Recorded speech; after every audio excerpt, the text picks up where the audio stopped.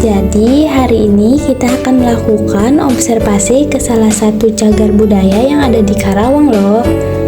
Kita dari kelompok 5 dan pastinya kita udah siap banget buat menjelajahi tempat bersejarah ini. Selama kegiatan, kita juga akan mewawancarai beberapa orang yang tahu tentang sejarah tempat ini, serta mendokumentasikan bagian-bagian penting dari lokasi observasi. Pokoknya observasi kali ini tuh nggak cuma seru, tapi juga menambah pengetahuan kita tentang sejarah dan kebudayaan lokal. Nah, yuk ikuti terus perjalanan kelompok 5 dalam melakukan observasi hari ini. Jangan lupa tonton sampai habis ya, karena bakal ada banyak hal menarik yang mungkin belum kalian tahu tentang cagar budaya di Karawang ini.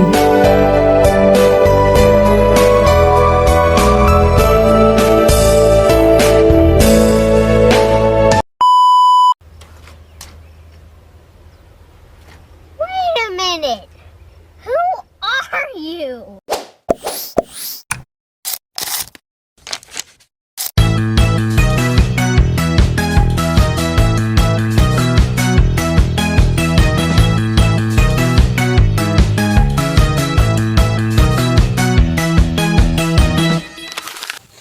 Baik, di sini dengan Bapak siapa? Mahmud selaku petugas cagar budaya. Memang kita ditugaskan di Candi Blandongan. Peran Candi Blandongan ini untuk masyarakat itu bagaimana Bapak? Kalau peran candi untuk masyarakat ya biasanya kan banyak kebutuhannya masing-masing ya.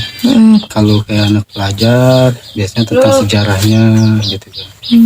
Kalau masyarakat ya banyak, ada yang bikin YouTuber, terus juga konten-konten itu kan juga cuma nyari ketenangan di sini. Jalan-jalan, makan-makan di sini. Jadi kalau untuk masyarakat sini perannya ya salah satunya dia juga ikut menjaga keberadaan candi gitu kan. Itu kan hasil sosialisasi terus ke masyarakat di mana mereka itu menjaga dan mengawasi cagar budaya dan rasa ingin kayak memiliki gitu, rasa ingin memiliki dan ini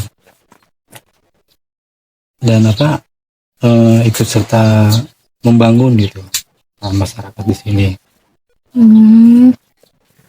Terus di sini juga apa ada adat yang masih digunakan, masih dijalani begitu? Kalau ada, kayaknya enggak sih, udah enggak ada adat seperti itu kan. Paling kayak gimana ya, enggak ada adat untuk misalnya kayak di daerah lain ya. Masuk ke cagar budaya harus pakai gitu.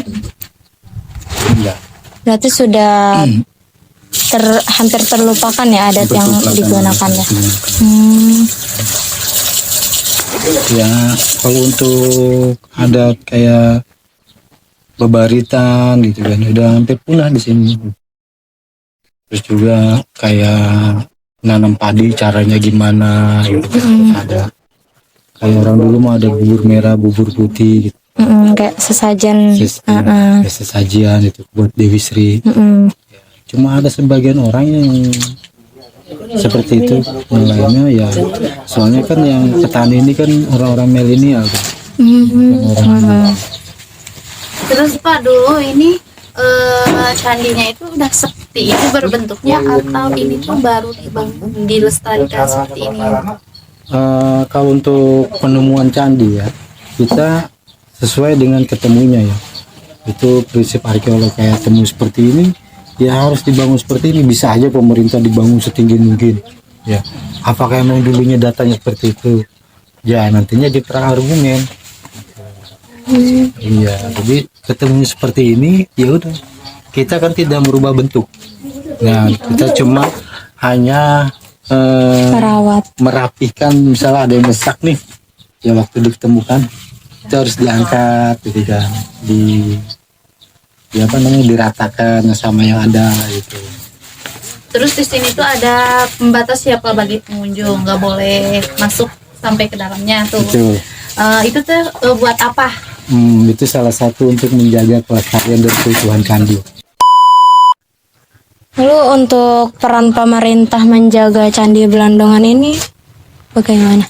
Kalau peran pemerintah, ya pemerintah cuma menugaskan seseorang untuk menjaga, merawat. Nah, salah satunya contohnya saya dan teman-teman di sini. Itu peran pemerintah mengasih pekerjaan ya untuk melestarikan, menjaga.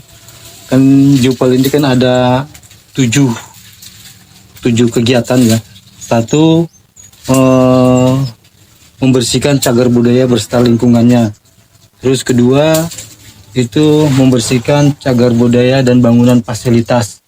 Ya, terus ketiga, melaksanakan pembersihan cagar budaya secara manual, kering dan basah.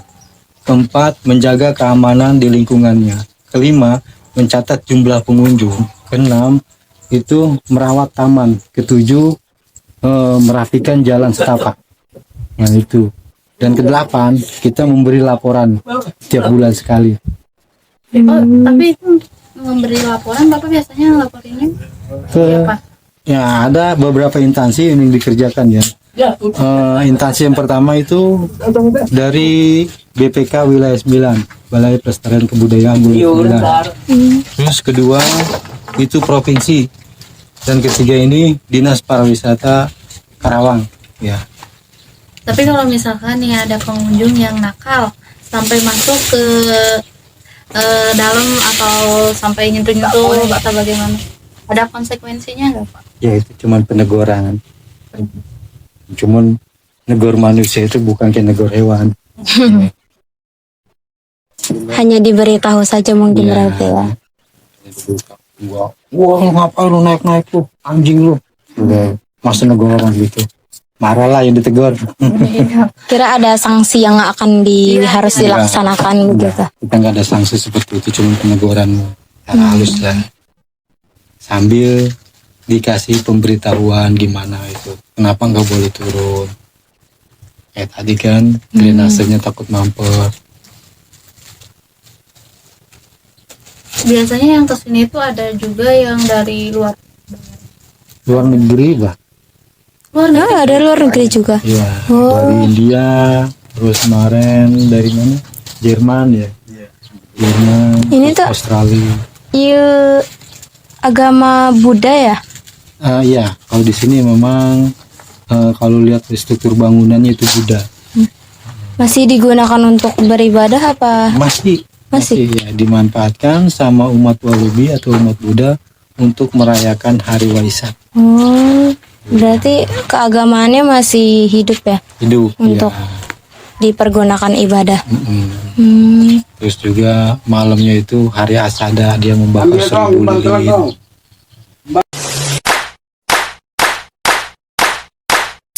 Jadi diceritain ya dari awal ketemunya candi ini ya.